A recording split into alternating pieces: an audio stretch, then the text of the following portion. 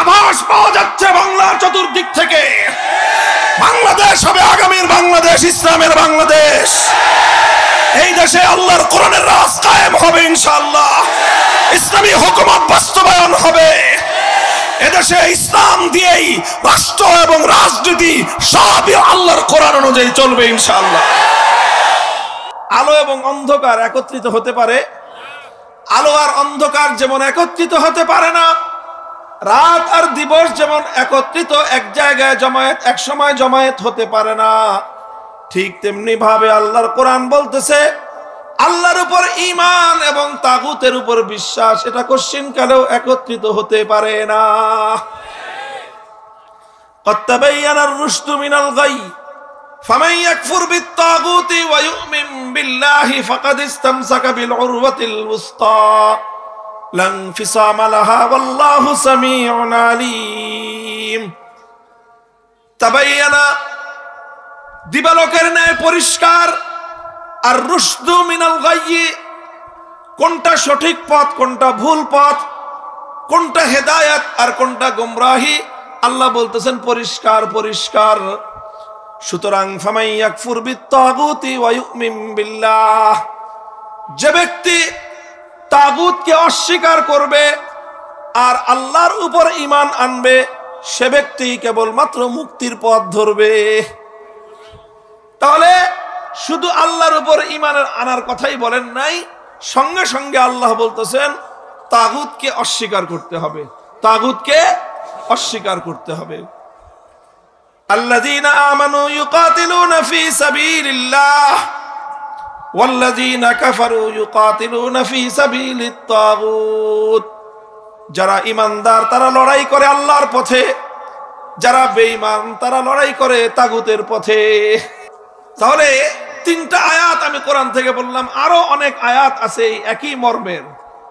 মর্মটা হলো কি, আল্লাহর পথ ভিন্ন, তাগুতের পথ ভিন্ন। যারা আল্লাহর পথের পথিক তারা এক শ্রেণী, যারা তাগুতের অনুসারী তারা আরেক শ্রেণী। যেরকম ভাবে রাত আর দিবস একত্রিত হতে পারে না, আসমান আর জমিন যেমন একাকার হতে পারে না, আলো আর অন্ধকার যেমন এক জায়গায় জমা হতে পারে না, ঠিক তেমনি ভাবে একটা মানুষ আল্লাহর অনুসারী আর তাগুতের অনুসারী একত্রিত হতে পারে না।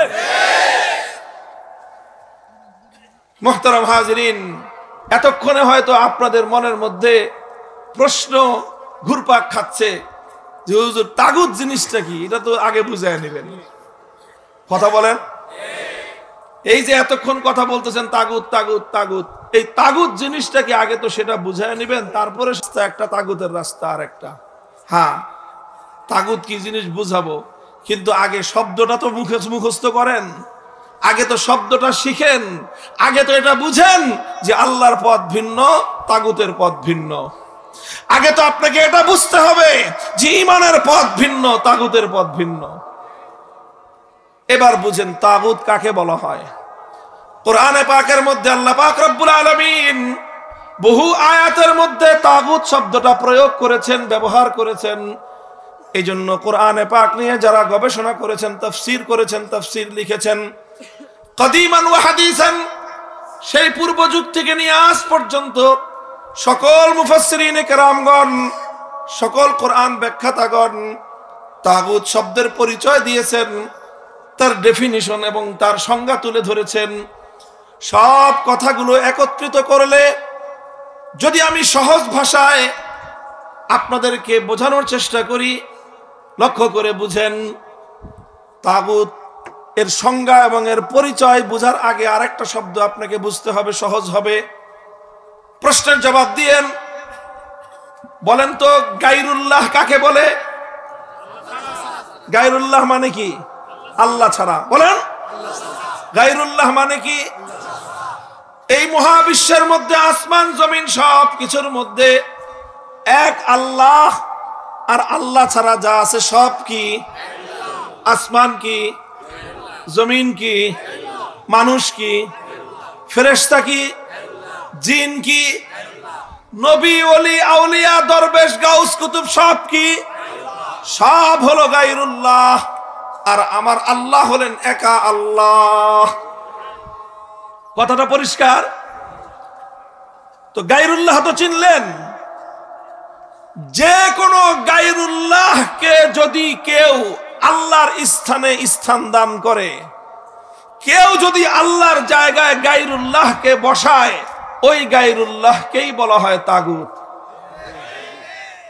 তাগুত চিনলেন? যে আপনি আল্লাহর আসন, আল্লাহর জায়গায় কোন গায়রুল্লাহকে বসালেন, গায়রুল্লাহকে স্থান দিলেন, তাহলে যেই গায়রুল্লাহকে আপনি বা অন্য কেউ আল্লাহর স্থানে স্থান দিল, সেই গায়রুল্লাহকে বলা হয় তাগুত। যেরকম ধরেন, কথা বুঝেন, গভীর কথা, ঈমান দুরস্ত করবার কথা। এই কথা না বুঝলে হাজার হাজার নয়, লক্ষ লক্ষ নয়, কোটি কোটি মানুষ ঈমানদার বলে নিজেদেরকে পরিচয় দেয়, অথচ এক একজন কাট্টা বেঈমান এবং কাফের। কারণ এটা বুঝে না, তারা ঈমানের হাকিকত বুঝে না। এই জন্য যেরকম আমি দৃষ্টান্ত দিয়ে বোঝাই আপনাদেরকে, বলেন তো দেখি, মহাবিশ্বের মধ্যে ইবাদতের মালিক একমাত্র কে? ইবাদতের উপযুক্ত একমাত্র কে? লা ইলাহা ইল্লাল্লাহ, নেই কোনো মাবুদ এক আল্লাহ ছাড়া। ইবাদতের উপযুক্ত একমাত্র কে? সুতরাং ইবাদতের উপযুক্ত যেহেতু একমাত্র আল্লাহ, এখন কেউ যদি আল্লাহকে বাদ দিয়ে কোন গায়রুল্লাহর পূজা করে, তাহলে যেই ইবাদতের জায়গাটা ছিল আল্লাহর জন্য নির্ধারিত, সে যে গায়রুল্লাহর পূজা করলো, সেই গায়রুল্লাহকে সে আল্লাহর স্থানে স্থান দিল। সুতরাং যার পূজা করা হলো, সেই গায়রুল্লাহটাকেই বলা হয় তাগুত। সেই যুগে মানুষ লাত, মানাত, উজ্জা, হুবাল নামক দেবতাগুলোর পূজা করত। তো ইবাদতের উপযুক্ত ছিলেন কে? একমাত্র আল্লাহকে বাদ দিয়ে যখন লাতকে পূজা করা হলো, তখন লাত তাগুত। আল্লাহকে বাদ দিয়ে যখন উজ্জা, মানাত, হুবাল এই সকল দেবতার পূজা করা হলো, সবগুলো দেবতা হলো তাগুত। আর আজকের বর্তমান যুগে মানুষ দুর্গা, সরস্বতী, কালী, নানা রকম দেব দেবতার পূজা করে থাকে। আল্লাহকে বাদ দিয়ে যখনই দুর্গার পূজা করা হলো, তখন দুর্গাকে বলা হয় তাগুত। আল্লাহকে বাদ দিয়ে যখন মূর্তির পূজা করা হলো, তখন মূর্তিকে বলা হলো তাগুত। আল্লাহকে বাদ দিয়ে যখন কালীর পূজা করা হলো, তখন কালীকে বলা হবে তাগুত। আল্লাহকে বাদ দিয়ে যখন কোনো আগুনের পূজা করা হবে, তখন সেই অগ্নিকে বলা হয় তাগুত। আল্লাহকে বাদ দিয়ে যখন কোন চন্দ্র বা সূর্যকে পূজা করা হবে, তখন চন্দ্র বা সূর্যকে বলা হবে তাগুত। এক কথায় বলতে গেলে, তুমি যখন আল্লাহর জায়গায় কোন গায়রুল্লাহকে স্থান দিবা, তখন সেই গায়রুল্লাহকেই বলা হবে তাগুত।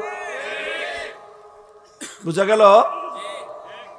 তো এই যে ইবাদতের একমাত্র উপযুক্ত কে, এটাকে বলা হয় তাওহীদ। কি বলা হয়? তাওহীদ। শুনছেন? তাওহীদ মানে হলো একত্ববাদ। তাওহীদ মানে কি? একত্ববাদ মানে আল্লাহ কয়জন, ইবাদতের মালিক কয়জন, এই এক আল্লাহ ইবাদত করা, এক আল্লাহ ইবাদতের উপযুক্ত, এই কথা বিশ্বাস করা, এটাকে বলা হয় তাওহীদ ফিল ইবাদাহ, অর্থাৎ ইবাদতের মধ্যে আল্লাহর একত্ববাদ। কথা বোঝা গেল? ইবাদতের মধ্যে আল্লাহর একত্ববাদ আছে না নাই? এখন কেউ যদি আল্লাহর ইবাদতের মধ্যে আল্লাহর একত্ববাদকে বিশ্বাস না করে, আল্লাহর একত্ববাদকে যদি না মানে, তাহলে সে কি ইমানদার না বেঈমান? সে যদি নামাজ পড়ে, সে যদি হজ করে, একটা মানুষ যদি মনে করেন 24 ঘন্টার মধ্যে 23 ঘন্টা 55 মিনিট সে আল্লাহর ইবাদত করে, ঘুমায় না, খায় না, কিছুই করে না, আর 5 মিনিট দুর্গার পূজা করে প্রতিদিন, বলেন তো লোকটা ইমানদার না বেঈমান? কেন? সে তো 23 ঘন্টা 55 মিনিট সে আল্লাহর ইবাদত করলো, আর 5টা মিনিট শুধু দুর্গার পূজা করলো, তো সে বেঈমান কেন হবে? কারণ আল্লাহ পাক রব্বুল আলামিনের ইবাদত করতে হবে এক এবং এককভাবে, অন্য কারো ইবাদত করা চলবে না। আল্লাহকে বাদ দিয়ে যখন আরেকজনের পূজা করলো, আল্লাহকে বাদ দিয়ে যখন অন্য কারো পূজা করলো, এখন আল্লাহর যতই ইবাদত সে করুক না কেন, এই ইবাদতের কানাকড়ি মূল্য আল্লাহর কাছে নাই। কারণ আল্লাহ চান শিরক মুক্ত তাওহীদ, আল্লাহ চান শিরক মুক্ত তাওহীদ। তুমি যখন এক মুহূর্তের জন্য তাগুতের পূজা করলা, এবার তোমার ঈমান ধ্বংস, ঈমান নষ্ট। তোমার এই নামাজের কোনো দাম নাই, তোমার এই হজের কোনো দাম নাই, তোমার এই দান সৎকার কোনো দাম নাই, তোমার কোনো ইবাদতের কোনো নেক কাজের এক কানাকড়ি পরিমাণ মূল্য তোমার নাই। এটাকে বলা হয় তাওহীদ ফিল ইবাদাহ। কি বলা হয়? তাওহীদ ফিল ইবাদাহ, মানে ইবাদতের মধ্যে আল্লাহর একত্ববাদকে মানতে হয়। এই একত্ববাদ, তাওহীদ, এটাই হলো ঈমানের মূল কথা, এটাই হলো ঈমানের গোড়ার কথা, এটাই হলো ঈমানের সবচেয়ে বড় কথা। একজন মানুষ যতক্ষণ পর্যন্ত আল্লাহর একত্ববাদকে বিশ্বাস না করবে, একত্ববাদকে সে মেনে না নিবে, ততক্ষণ পর্যন্ত একজন মানুষ ঈমানদার হতে পারে না।